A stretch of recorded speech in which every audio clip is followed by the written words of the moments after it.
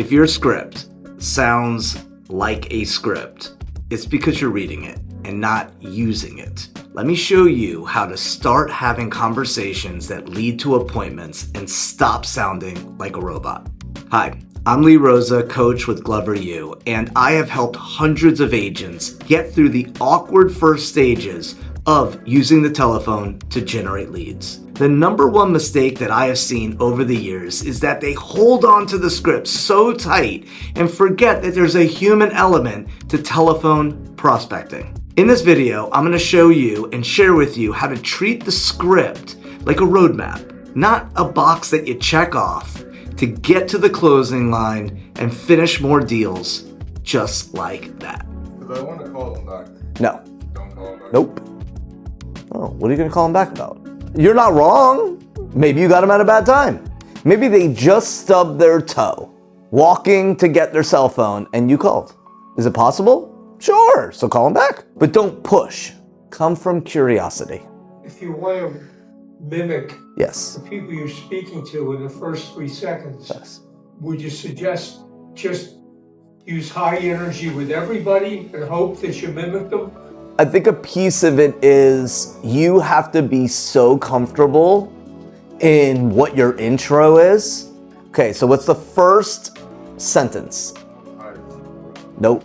Hi, I'm looking for Bob. Looking for Chris. Looking for Mr. Smith. That's the first line. First line of the script is you're looking for. Hi, I'm looking for.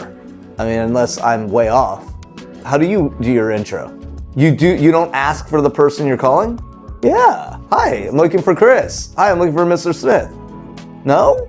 I always do that, but I do include my name. Yeah, of course. But you don't say, I'm Larry, I'm looking for Chris. Hi, I'm looking for Chris. This is Lee with Keller Williams. Like, I always look for somebody. Hi, I'm looking for the owner on 33rd Street. Hi, I'm calling about the home for sale. I mean, I could have sworn that's the script. But anyway, now you know. I'm looking for Mr. Smith. I'm looking for Bob. I'm looking for James. You're looking for somebody. You got to connect with them. And then as they answer, that's how you adjust. You absolutely want in the first couple seconds to introduce yourself. Absolutely. But the moment that you behave as a solicitor, you're immediately getting a wall. Immediately. Like they're gonna come at you because they weren't expecting it. They answered the phone thinking that it was someone that was gonna benefit them. So I normally would say, hi, I'm looking for Chris. Hi, Chris, this is Lee with Keller Williams. Pause. Hi. Calling because I noticed your home came off the market. Were you aware? No, I wasn't. Since your house came off the market, how long before you would consider interviewing a powerful agent for the job of selling your home? How much time were you going to take before you would consider? Or it's twofold. 2 reasons. Number 1, that you knew your home came off the market. Number 2, how long before you would consider interviewing a powerful agent for the job of selling your home? Had the home sold? Where are you moving to? Or it looks like it's a beautiful home. What do you think stopped it from selling? What was your experience over the last couple months? Saw that you listed with a professional real estate agent. How'd you happen to pick the agent, and what do you think happened? I asked these questions because I specialize in homes that didn't sell the first time, and I was curious. How do you feel about your home that didn't sell? Because in this market, every home has a chance to sell, and I was curious. What do you think stopped it from selling? Again, I'm just vibing. I'm connecting. I want them to give me an objection, so then I could handle the objection and try to close, and then get back onto the script if the close doesn't work. Because the whole purpose of asking the questions is just to stay in rapport, get enough information you can use to close. Would you do it, let's say I'm looking for, or just say, hey, Lee, this is Laurent with Keller Williams. But you don't know that it's Lee answering the phone. You don't know who's answering the phone. I'm looking for Lee. Yeah. Looking for the owner at. But a lot of people come in like defense mode when you say I'm looking for. The way you're even asking the question, you're creating opportunity for someone to be like, why and who are you? Your tonality and your rate of speech is opening up insecurity, which is really important that you understand that just in your natural, in the state of you asking me, your tonality is that of very insecure. That you're, well, and if you're an authority, hey, I'm looking for Laurence. Who is this? Laurence, this is Lee with Keller Williams. What? I'm sure you've gotten a couple calls already, haven't you? Yeah, what is this about? Your home came off the market today. Now that you've gotten a couple calls, what are your plans? Pause. Come from curiosity. Help me. I could help you if you help me. Again, there's so many ebbs and flows in this. You have to record your sessions because you don't believe, not that you don't believe, but you don't believe what you're actually saying. Because now you're analyzing, could I have?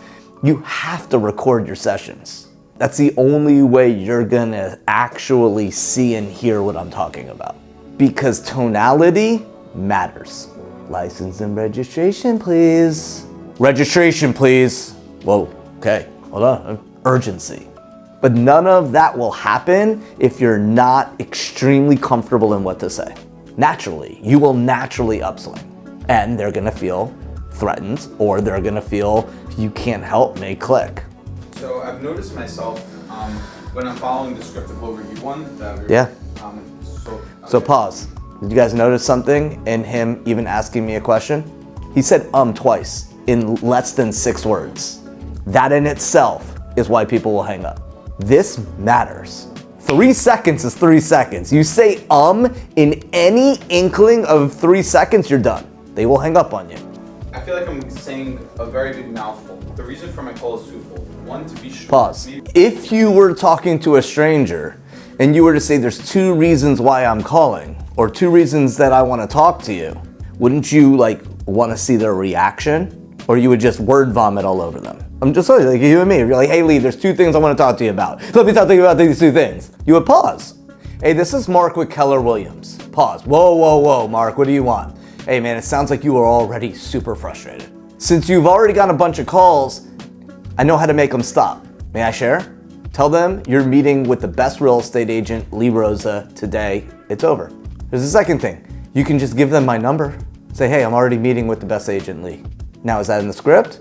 No, it's a way to handle that with confidence. What I want you to hear in this is the script is a guide. And the purpose of a dialogue is so that you have a path to go down to get enough information to close. In no way do we have to ask every single question in the script to set an appointment. The moment you have enough ammunition to close, you close and set an appointment. You don't need to get all the questions answered because the real questions to get answered is the prequel. When I prospected, I would set appointments with almost everyone and then I would then qualify it and decline it. But the moment that you have space, you're closing. Again, when you have the skill set to do so. So, hey, I'm calling for 2 reasons. Number 1, that you knew your home wasn't on the market. Yeah, man, I've already gotten 47 calls. Man, that sounds frustrating. And so you're aware that your home came off the market. And second, when do you plan to hire the right agent? I'm applying for it. Love to apply. What do you do to sell homes? That's an objection. How long have you been in the business? That's an objection. So you're gonna get an objection immediately. Then you handle it. Okay, so talk to me just about that. I think my problem was I wasn't doing enough calls.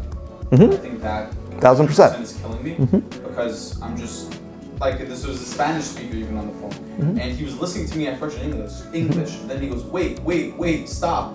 If I said one sentence, then it would have stopped naturally. Right. But the fact that he has to tell me to stop. Right, correct. So you weren't in the sales rocket session when I taught expireds, and all of this was completely broken down in the sales rocket session. Exactly what you just asked today. And so you're asking me now, and I'm giving it to you. You stop. Hey, this is Lee with Keller Williams. Pause. I can answer, right? Just, hey, this is Lee with Keller Williams. Hey, I'm calling for 2 reasons. Thank you for taking my call. Or thank you for taking my call. Two questions. Number 1, were you aware that your home came off the market? Yeah, I was. Makes sense because you've already gotten a couple calls, huh? Like that's not in the script, but you're vibing. Like the whole point is you're connecting, you're dancing, and they don't know who you are. So you have to connect as a human. The script is a guide.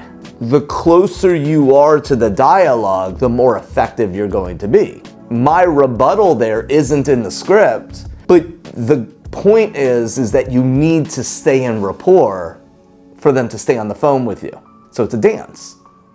The only other thing more important than following dialogues, scripts, and having confidence in what to say is handling objections and getting to the closing table and closing deals with confidence. That's exactly what we're going to cover in the next video, so come on over.